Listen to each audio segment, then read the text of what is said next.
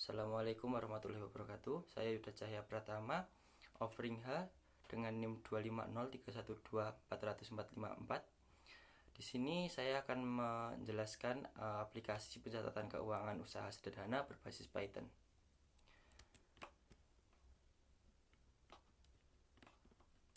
Nah, untuk yang pertama, di sini kita masuk ke latar belakang. Pengelolaan keuangan yang baik sangat krusial bagi keberlangsungan usaha. Namun, banyak pelaku usaha kecil masih mengandalkan pencatatan manual dan rentan terhadap kesalahan dalam penghitungan, kehilangan data, serta pengabaian catatan utang dan piutang.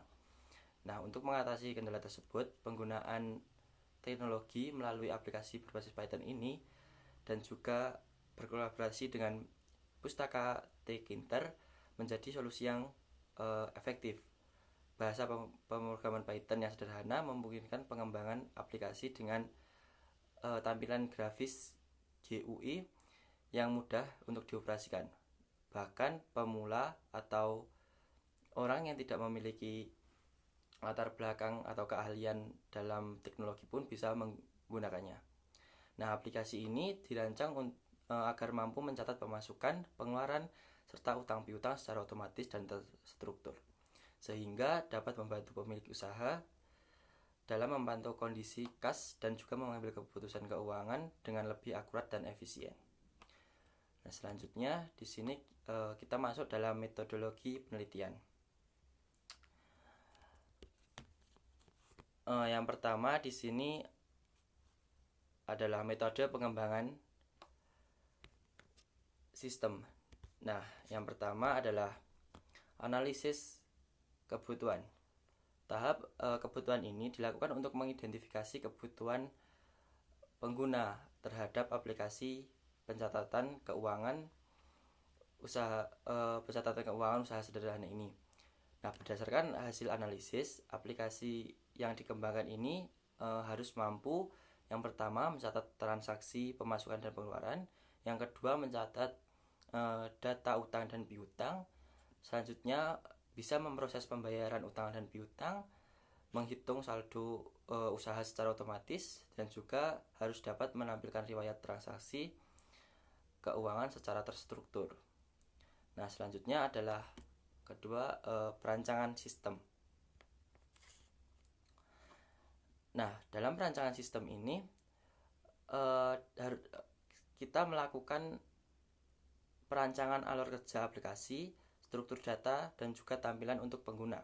Nah, pada tahap ini juga dirancang penggunaan struktur data berupa list untuk menyimpan transaksi. Nah, selain itu, perancangan tampilan grafis dilakukan dengan mempertimbangkan kemudahan penggunaan, sehingga aplikasi dapat digunakan oleh pelaku usaha yang tidak memiliki keahlian di bidang teknologi tersebut. Nah, yang ketiga di sini ada implementasi.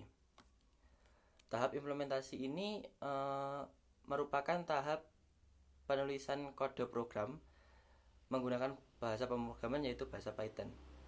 Nah, pada tahap ini seluruh rancangan pada sistem ini diwujudkan ke dalam program aplikasi dengan memanfaatkan atau dengan berkolaborasi dengan Pustaka Tkinter untuk membuat tampilan grafisnya.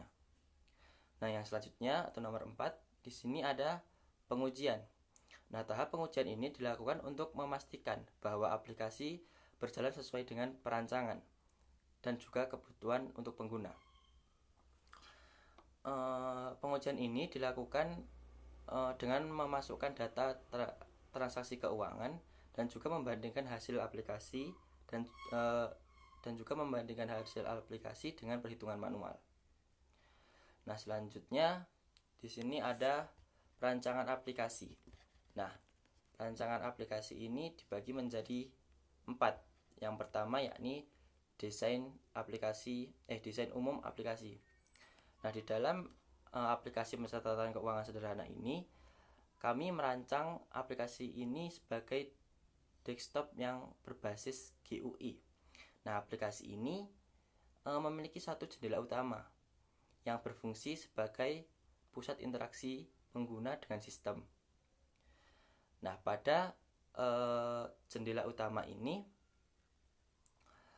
pengguna dapat memasukkan data transaksi keuangan, memilih jenis transaksi, dan juga dapat melihat saldo usaha serta melihat riwayat transaksi dalam bentuk tabel. Nah, selanjutnya atau yang kedua di sini ada perancangan struktur data. Nah, perancangan struktur data ini nantinya akan digunakan dalam susunan untuk menyimpan dan juga menyimpan data transaksi keuangan.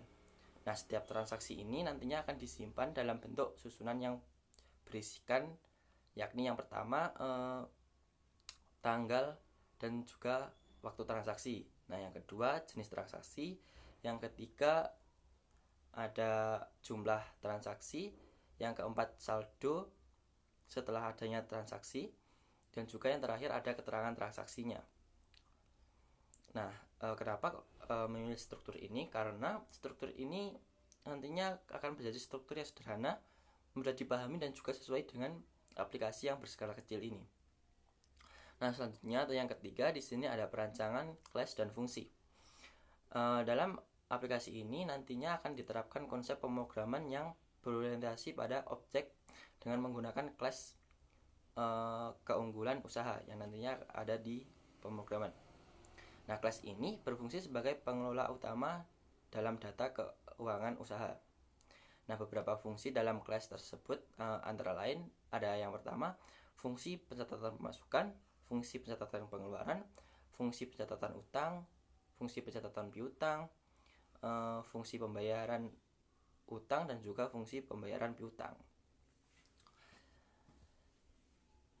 Nah, dalam setiap fungsi ini nanti dirancang untuk memperbarui saldo usaha dan juga menyimpan data transaksi ke dalam struktur data yang telah ditentukan. Nah, yang terakhir atau yang keempat ini ada perancangan tampilan grafis. Nah, dalam tampilan grafis ini nanti akan dirancang menggunakan pustaka Tkinter. Nah, komponen tampilan yang akan digunakan itu ada kolom input jumlah transaksi, kolom input nama pihak terkait, terus ada tombol untuk setiap jenis transaksi, dan juga ada label untuk menampilkan saldo usaha. Dan yang terakhir nanti ada tabel untuk menampilkan riwayat transaksi. Nah, selanjutnya di sini ada teknik pengujian sistem.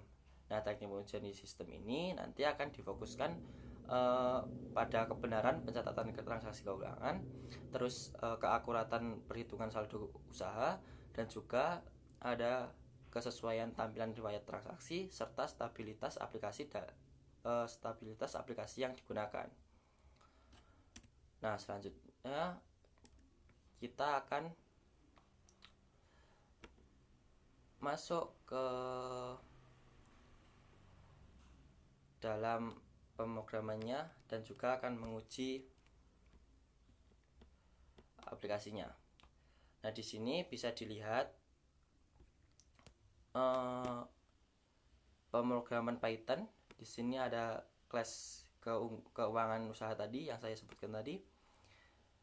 Seperti ini. Nah, ini untuk kelas aplikasinya. Seperti ini. Nah, selanjutnya kita akan langsung ke pengujiannya. Di sini kita run.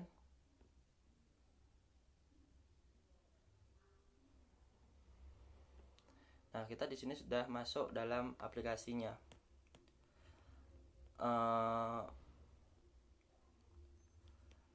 Di sini ada dua kolom atas, yakni jumlah, dan juga di sini ada pihak terkait. Nah, nanti di sini kita akan memasukkan dulu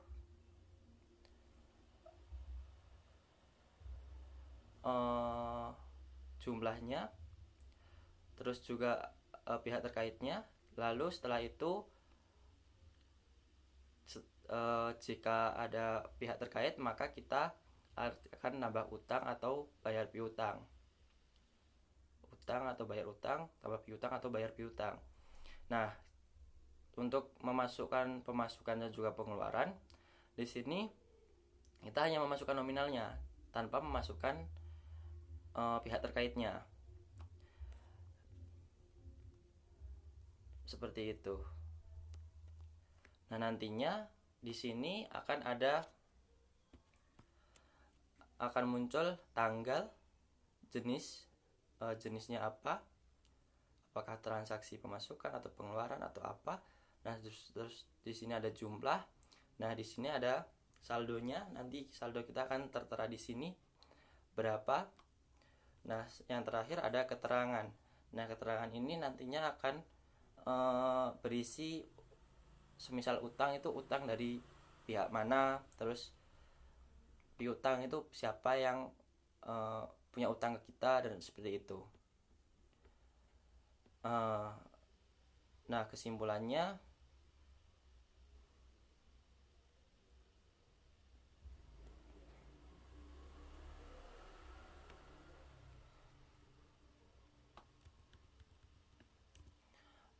aplikasi keuangan usaha sederhana berbasis Python ini menggunakan pustaka Tkinter dan juga berhasil dirancang dan diterapkan sesuai dengan tujuan penelitian.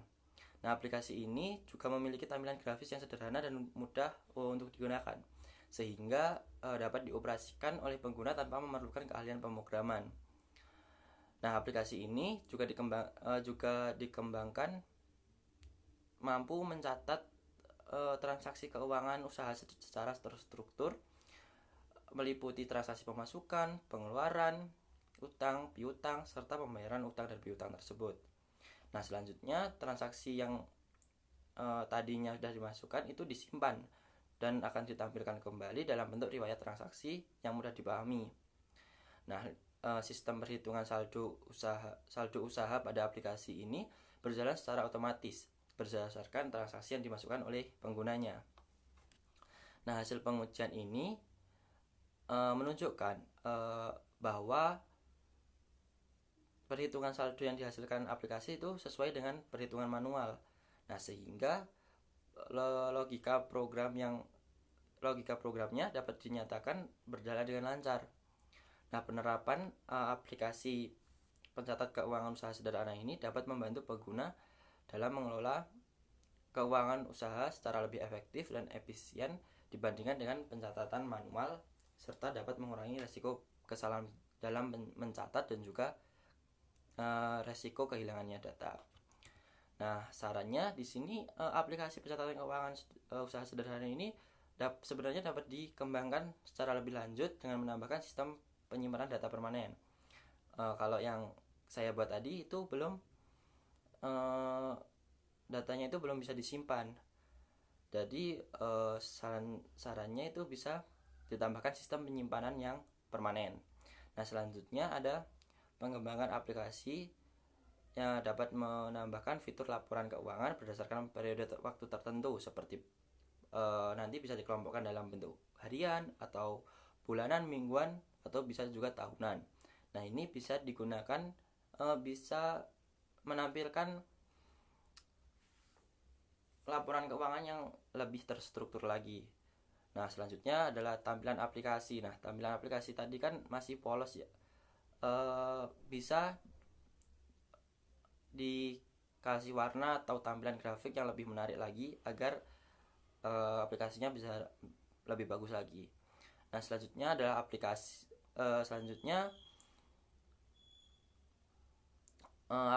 ini sebenarnya masih bisa ditambahkan, nanti bisa di outputnya itu bisa dalam bentuk Excel ataupun dalam bentuk Word. Tapi dengan keterbatasan ini saya masih belum bisa menambahkan fitur tersebut, seperti itu. Nah, aplikasi ini juga disarankan untuk diuji dan juga diterapkan pada berbagai jenis usaha sederhana agar dapat diketahui tingkat efektivitas dan juga kesesuaian aplikasi terhadap kebutuhan pengguna yang berbeda, seperti itu. Mungkin segitu untuk presentasi dari aplikasi ini.